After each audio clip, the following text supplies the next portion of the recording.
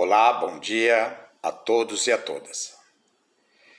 Neste encontro, a nossa conversa leva um título que se chama Conversa Franca.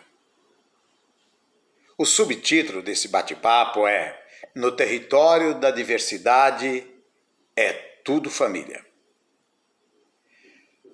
Porque, entre outras definições, podemos dizer que família é um grupo de pessoas que compartilham coisas entre si, como, por exemplo, a vida, a casa onde moram, o sofá e as suas histórias de vida, mesmo aquelas histórias mais carregadas de tristezas ou de alegrias.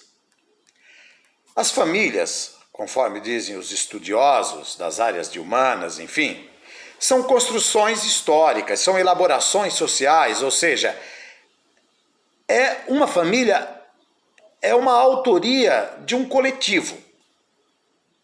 Ninguém consegue construir uma família estando só, isolado ou isolada.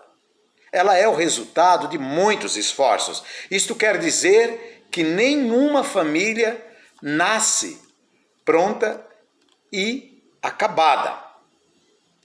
Família é como se fosse uma tarefa de casa, um dever de escola. A gente passa o dia todo fazendo, mas a tarefa parece que nunca vai acabar. É igual àqueles textos de língua portuguesa, onde a gente faz, refaz e a professora, ao ler e reler, manda fazer tudo novamente porque acaba dizendo ou concluindo, pode ficar ainda melhor. Refaça isso ou aquilo.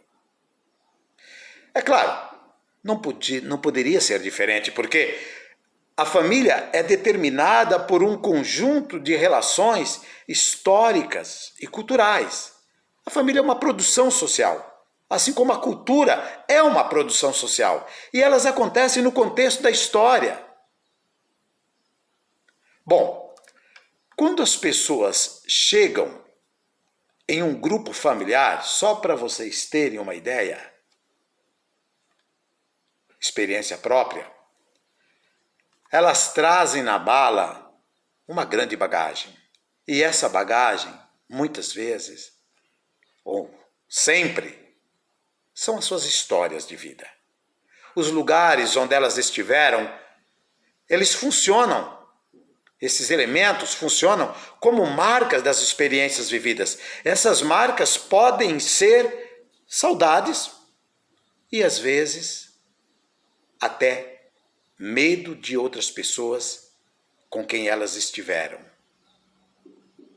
Pois na vida privada, ou seja, no interior dos grupos familiares, podem ocorrer relações sociais de todas as espécies. Relações de afeto, de desejo e mesmo de ódio. E por falar em desejos, eu ainda acho que todos os desejos que rondam a vida familiar de um sujeito, neste contexto de construção social, talvez sejam os desejos de proteção, afeto e respeito, os desejos mais fortes que rondam ou que possam rondar a vida familiar de uma pessoa. Isto é uma opinião um tanto quanto pessoal. Mas por que esses desejos?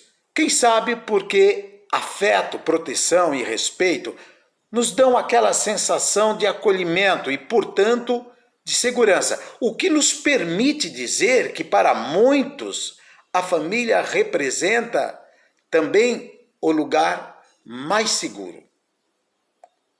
Segurança, afeto, proteção, respeito. Todos esses elementos nos remetem às características de humanidade. E como os grupos familiares são elaborações humanas, Tudo isso nos leva a pensar que as famílias são formadas por diferentes características, o que nos faz pensar nas diferenças. As diferenças que os professores, as professoras, os especialistas e mesmo a proposta curricular de Santa Catarina no seu caderno 2014 chamam de diversidade. Parece que existe uma palavra que combina com a palavra família na perspectiva das diferenças. E essa palavra é sim a palavra diversidade. Sabe por quê? Porque família é tudo diferente, mas ainda é tudo família. Por exemplo, existem famílias de origem, que são aquelas onde a gente nasceu. Existem aquelas famílias chamadas famílias extensas ou famílias por extensão, são aquelas que juntam tudo. Pais, avós, tios, primos, enfim. Existe, por outro lado, aquela família mais tradicional, a chamada família nuclear. É aquela formada pela união de um casal e que, por meio desta união, gerou filhos, filhas, enfim, descendentes. Existe um outro grupo familiar chamada numerosa. É aquela família formada por casais reconstituídos e elas chegam a ter de 3, 5 ou mais filhos incomuns. Existe uma outra modalidade de família que vem crescendo de maneira vertiginosa no país e no mundo de um modo geral, que é a família homoparental. São essas famílias formadas por casais homossexuais, gays e lésbicas que compartilham com crianças abandonadas, adolescentes, a sua experiência de elaboração, de construção de um grupo familiar, que compartilham as suas histórias. Esses sujeitos constituem a família homoparental. São pessoas que se sensibilizam com o abandono de muitas crianças, jovens e adolescentes e que acabam por fazer as adoções. E, é claro, como é natural, em ou quase todos os processos de adoção entram em filas de espera. Por falar em adoção, existe a família adotiva, que é isso que eu acabei de dizer. São aquelas famílias constituídas por casais, ou não necessariamente casais, mas por pessoas que adotam. Existe um outro modelo familiar, que é a família de acolhida. É aquela família onde a pessoa, o adotado, enfim, ele passa por um período, né? São as chamadas famílias de acolhida. Fica por mais ou menos tempo. Existem também famílias sem filhos, que são aquelas famílias formadas por casais que decidem não ter filhos. E existem ainda muitas outras modalidades de grupos familiares. Pesquise, descubra qual é o seu. Detalhe. E como a ideia de família é determinada de modo histórico e social, segundo os estudiosos das ciências humanas e sociais, enfim, bem como pela cultura, não estranhe se você encontrar em um grupo familiar ou em grande parte dos grupos familiares um animalzinho de estimação, o que na maioria das vezes traz bons resultados, pois eles acabam servindo, inclusive, como uma excelente companhia a algum integrante do grupo familiar ou ao grupo inteiro. Você entende agora por que a diversidade ou por que diversidade e família combinam? Eu repito, família é tudo diferente, mas é tudo família. A diversidade expressa a ideia de muitos, no sentido de outros, que não, é claro, os mesmos repetidos, replicados, o que, sem dúvida, revela as diferenças que existem entre as pessoas, como, por exemplo, os modos de se organizar e formar grupos. Portanto, gente, a palavra diferença é a chave para quem deseja viver em um mundo marcado pela diversidade. E o respeito às diferenças, neste caso, é um imperativo ético que deve determinar as relações humanas no cotidiano da vida, porque ele ajuda a preservar, fortalecer e garantir a dignidade de cada pessoa no contexto familiar e social mais amplo.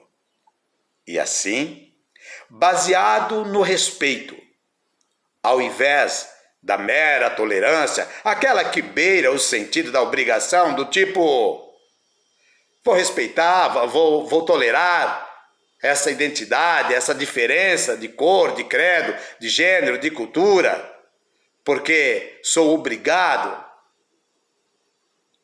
Esse tipo de respeito, baseado na tolerância, que beira o sentido da obrigação, aquela obrigação de ter que suportar as diferenças de identidade, cor, credo, gênero, cultura, etnia.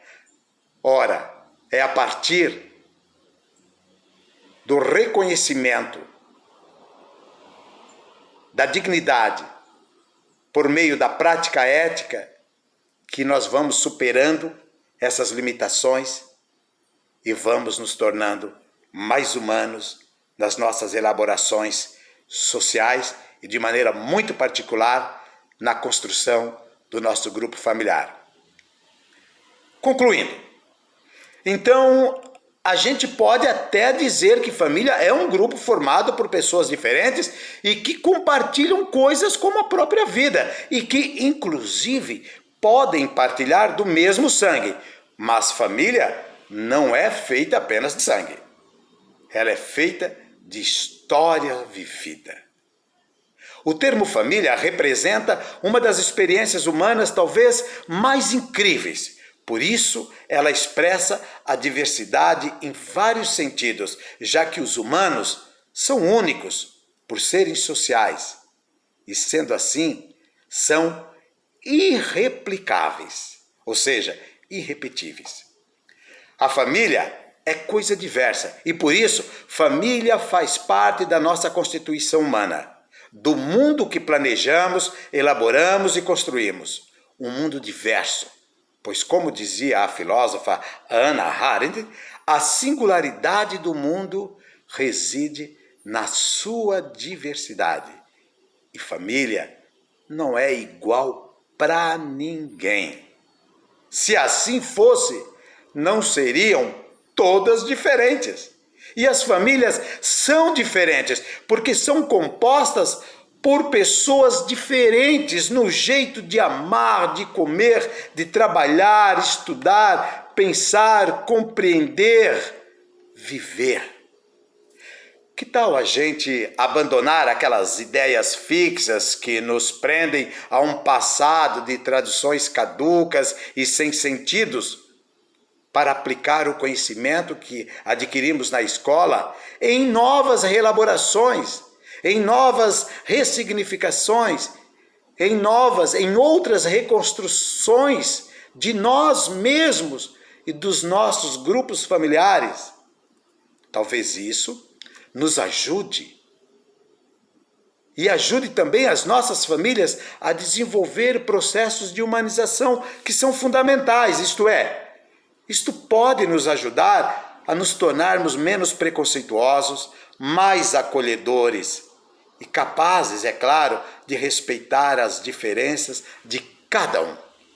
Pois eu acredito que esta também é uma maneira de construir uma sociedade mais humana, justa, menos excludente e, por isso, gente, mais ética. E assim, finalizo na esperança e no desejo de que todos e todas possamos, de algum modo, ter adentrado ao tema Família na Escola como um verdadeiro e autêntico exercício de humanidade, marcado pela fé na condição humana e na inclusão social em todas as instâncias tanto da vida pública como da vida privada. Tenhamos todos e todas um bom final de semana.